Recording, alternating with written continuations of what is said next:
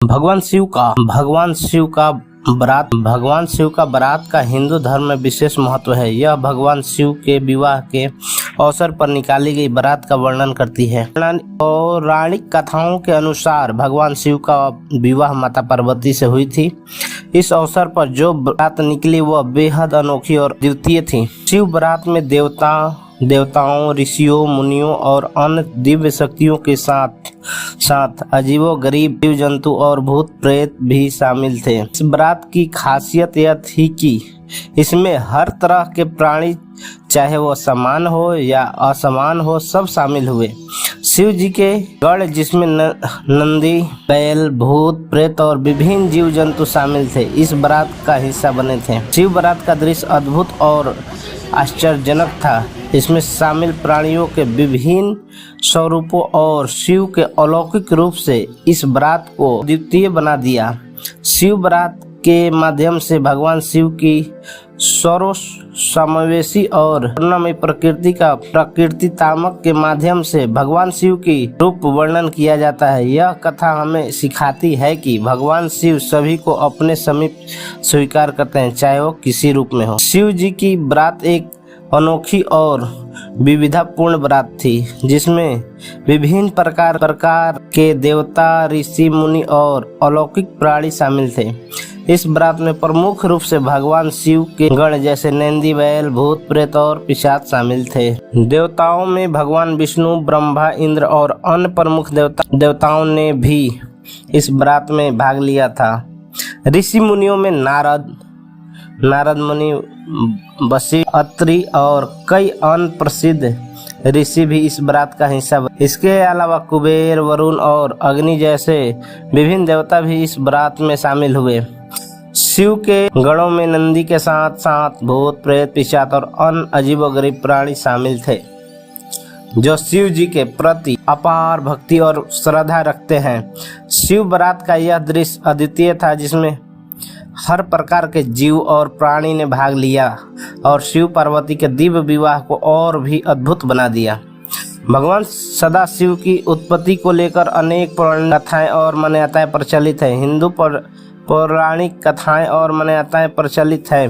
हिंदू धर्म के शैव संप्रदाय में सदाशिव के अनादि, अनंत और स्वयंभू माना जाता है, अर्थात उनकी कोई उत्पत्ति नहीं है, वो सदा से हैं और सदा रहेंगे। एक प्रमुख पौराणिक कथा के अनुसार सृष्टि की शुरुआत से पहले चारों ओर केवल अंधकार था और कुछ भी विद्यमान नहीं था। उस अंधकार से एक दिव्य प्रकाश प्रकट हुआ, जो भगवान सदाशिव का स्वरूप था। सदाशिव को परम सत्य, परमात्मा और सर्वोच्च चेतना का प्रतीक माना जाता है। एक अन्य कथा के अनुसार जब ब्रह्मा और विष्णु के बीच यह विवाद हुआ कि कौन श्रेष्ठ है, तब अचानक एक अनंत ज्योतिर्लिंग प्रकट हुआ। इस ज्योतिर्लिंग का कोई आदि और अंत नहीं था और इस रूप में सदाशिव ने प्रकट होकर ब्रह्मा और विष्णु को यह बताया कि वही अनंत और सर्वोच्च सत्ता है। सदाशिव को त्रिदेव ब्रह्मा, विष्णु, महेश के सभी सृजन का आधार माना जाता है। वो न केवल सृष्टि के रचयिता है, बल्कि इसके पालन करता और सहारण करता भी है। उनकी शक्ति और महिमा अनंत है और वो सभी जीवों के लिए मोक्ष मार्ग प्रशस्त करते हैं। भगवान शिव की वाहन नंदी है, जो एक पवित्र और दिव्य बैल के रूप में जाने जाते हैं। नंदी बैल भगवान शिव के परम भक्त और उनके सबसे करीबी सहयोगी माने जाते हैं। नंदी शब्द का अर्थ आनंद या सुख होता है और इससे भगवान शिव के साथ नंदन और सुख होता है और इसे भगवान शिव के साथ नंदन और सुख का प्रतीक माना जाता है। पौराणिक कथाओं के अनुसार नंदी को शिव जी का द्वारपाल और उनका वाहन दोनों कहा जाता है। दोनों के रूप में पूजा किया जाता है। शिव मंदिरों के प्रवेश द्वार पर अक्सर नंदी की मूर्ति स्थापित की जाती है, जहां भक्त पहले नंदी के दर्शन करते हैं और फिर भगवान शिव की पूजा करते हैं। नंदी की भक्ति और निष्ठा भगवान शिव के प्रति इतनी प्रबल है कि वो सदा शिव जी के चरणों में ही निवास करते हैं। नंदी का सफेद रंग शुद्धता का प्रतीक है और उन्हें धर्म, न्याय और भक्ति का अवतार माना जाता है।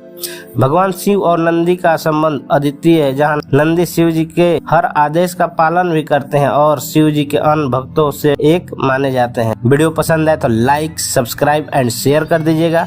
ज़्यादा से ज़्यादा शेयर कर दीजिएगा। अभी तक आपने मेरा चैनल सब्सक्राइब नहीं किया है तो सब्सक्राइब कर दीजिएगा।